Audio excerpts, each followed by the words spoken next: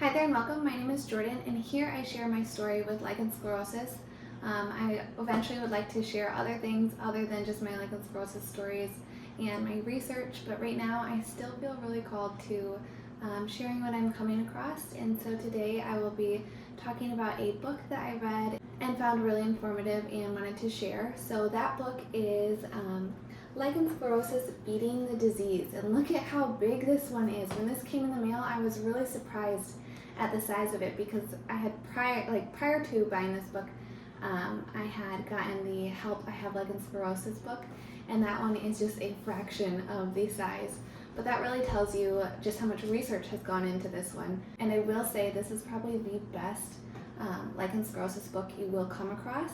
Of course, I've not read them all, but this one is packed full of information, and honestly, I really suggest purchasing this, or if you can get it on Kindle for free or whatever works for you, definitely recommend it. So how the book is laid out, it is the author taking you along her research journey. It starts with her having symptoms of lichen sclerosus, going through diagnosis, and then being put on the traditional, or suggested to be put on the traditional like Western medicine, clobetasol, and then how she felt about that, and then the research she did after her experience with clobetasol. And it takes you in a deep dive of like all sorts of things like environmental toxins, our food, our diet. She really dives into all of it, but how I like to do overviews is while I'm reading, I highlight for myself, even if I'm not going to do like a YouTube overview. I like to highlight key things that stood out to me that I would like to refer back to. And so I'll be sharing those highlighted portions. I think it gives a really good view of how the author is writing, just to see if it would be a good fit for you. What I will say though is if you are already aware of our toxins in our environment, like our laundry soap, our dish soap, pesticides, herbicides, this may seem pretty beginner to you, but if not, you're not aware of all of those toxins and how they affect our body, I think this book could be very transformational for you. As we go along, I will share the page number if you want to follow along, and I will also leave a link to this book in the description below. But let's get started on page number 10.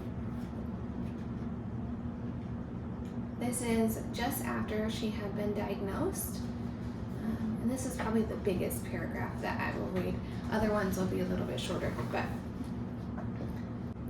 I googled clobetasol propanate, the steroid cream that was prescribed for me, and discovered that all of the creams prescribed for lichen sclerosus suppress the immune system and over time have skin thinning properties.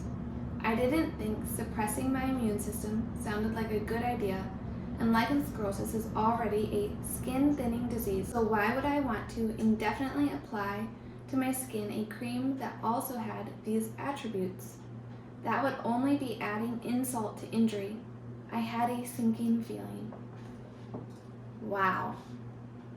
Isn't that eye-opening? And it tells you a lot about the author, that she is a deep thinker. So after that part in the book, that is when she's really starting her research journey. Later, when she's breaking down clobetasol, I was shocked to find her breakdown is describing the ingredients and their side effects.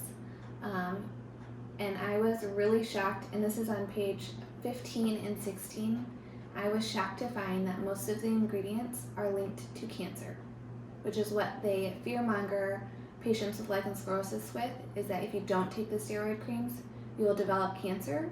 But it sounds pretty counterintuitive to apply creams and ingredients that actually result in cancer. So, later on in the book, on page 329, she goes into the clobetasol again. An example of medications interfering with the body's assimilation of nutrients is found in the group known as corticosteroids, of which clobetasol, a treatment for lichen sclerosus, is one. Corticosteroids suppress the immune system, impair vitamin D metabolization, and reduce calcium absorption, none of which is beneficial to the health of the patient using it. I'm so impressed with how deep she dives into the research, breaking down each component. She also adds things I've never heard of, like linked to lichen sclerosus throughout the book. Again, highly recommend it. I do not think you'll find a better lichen sclerosus book. And all the way back on page 12 and 13, she's describing choosing to see a homeopathic rather than the traditional Western medicine doctor. And this is what he has to say, which I love so much, is no disease is incurable. Wow, that's so different than mainstream medicine. He also goes on to say, autoimmune disease means your immune system is inflamed. And this is her talking now. He also advised me not to use clobetasol and instead instructed me to take 1,000 milligrams of omega-3 supplements 4 times a day, which would act as a natural anti-inflammatory. So a totally opposite way of treating your body. And then the book goes into the environmental toxins. There are over 100 pages describing different toxins and how they affect the body, particularly the immune system, block you from absorbing nutrients, that kind of thing. It's in quite detail. But then on page 199 and 200, she ties this all together and relates it to lichen sclerosus. And I think this is why she's had so much success treating her lichen sclerosus. And so when she's tying it together, she goes through the history of lichen sclerosus and how it was originally 124 years ago considered rare, and how it has increased over time to be more common, and how they say that they don't know the cause, but it correlates to the introduction of pesticides, herbicides, and all of these chemicals that actually, interact with our bodies. We just think they don't. And so really informative, I think, and very eye-opening. In chapter 5, The Missing Link, on page 248, she introduces Dr. David Jurgen's work and how he had cured his daughter of West Nile virus and later his Lyme disease. This, for me, is where the book got super interesting, because there has been research, and it's all on page 249, that links lichen sclerosus with Lyme disease. And I'll read you just a bit of that. And it's just bits that have been extracted from research. Tissue samples from 61 cases of lichen sclerosus were tested for Lyme antibodies, and 62 of them tested positive for Lyme antibodies. Of the 61 lichen sclerosus tissue samples, only 38 did not involve Lyme disease antibodies. Dr. Gusto Trevisan, research shows that skin manifestations of Lyme borreliosis and described lichen sclerosus and other skin disorders such as scleroderma as further manifestations of Lyme borreliosis infection. Wow, that was really a mouthful for me, but basically it's saying that there may be a link between lichen sclerosus and Lyme disease, as many that have lichen sclerosus do have traces of Lyme antibodies, which you wouldn't have unless you had been exposed to the Lyme. Chapter 6 on page 253, she starts by asking a question, and I just thought it was so good. I wanted to share, and it is, the population of the United States makes up only 5% of the total world population, but we use 70% of the world's total prescription drugs. Why are we the sickest nation in the planet? Wasn't that so good? Like, let's think about that. Why would we be the sickest if we know the most about medicine? And then she goes on to introduce allopathic medicine versus alternative medicine, and why you may want to consider treating the body as a whole, not just symptoms like, oh, my arm is hurting, I'm going to go see a doctor that deals with arms. And for me recently, I've been having eye problems, and I went to an ophthalmologist, an eye doctor, and it wasn't until I went to go see a Chinese medicine practitioner did I actually have results, because they're treating the body as a whole, not just compartmentalized. And so she's breaking down the different perspectives of treating your body and medicine in this chapter, which I think is really informative and I really appreciate.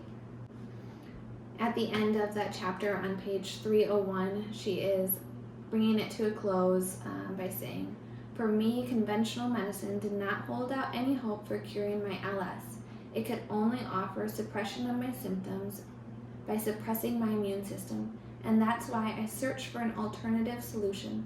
I wanted to find an approach that treated my body as a whole, interconnected organism, making my body stronger so it could overcome the disease on its own, rather than merely trying to treat my symptoms." And so it's really up to us what we choose is best for our body. If you choose the Western medicine and that works great for you, like, that's awesome. But if you feel like it's not working for you and you want to try something else, like, that's awesome too. And I don't think a doctor should be there to fearmonger us either way, because intuitively you know what your body needs. And if you follow through with that, like, you will have the best results for yourself. At the end of the book, she goes through a ton of different treatment options for helping with the symptoms, and then she even goes into a whole protocol that is really laid out for you on how to actually heal your body from, like, the inside out. It's really awesome. But starting on page 370, she goes over using hydrogen peroxide, which I had never ever heard of using for lichen sclerosus, and I thought that was super cool.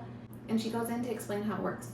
And this is what she says: "It breaks down toxins and detoxifies pesticides and petroleum-based toxins. It oxidizes heavy metals, and it kills anaerobic microbes." And then she's using it in, like, bath soaks, which is super cool. I've never heard of that before. She's also talking about using ginger root in bath soaks. There's a detox tea. She gives you instructions how to make it. Dry skin brushing. There's a ton of things.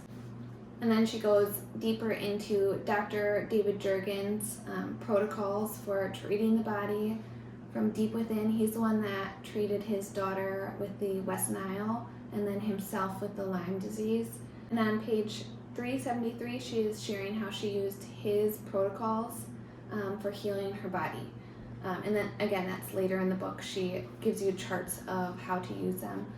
Let's see if I can find those a minute. So page 400, 401, there are, like, charts of things like what to do throughout the week, the morning, the afternoon, the evening. And it is quite an extensive protocol, but if you're serious about it and you want to try it out, like, I would love to know how it works for you. So please, if you try this protocol or even part of it, even like the hydrogen peroxide soaks, please leave that in the comments. Like, we would love to hear from you and just help this community feel better and heal our bodies.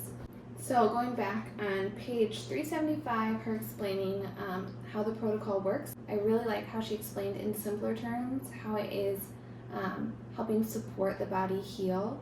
And she said, "In this healing protocol, the combinations of vitamins and supplements coupled with quick sequencing of botanical rotations do not allow any organism in the body to become resistant or able to hide. It is the opposite of conventional medicine, where the same formulas are used repeatedly, which encourages drug-resistant superorganisms. This healing protocol does not treat any particular disease. Instead, it enables the body to fight against toxic invaders, no matter what form they may take or where they occur, and in doing so, allowing the body to heal itself."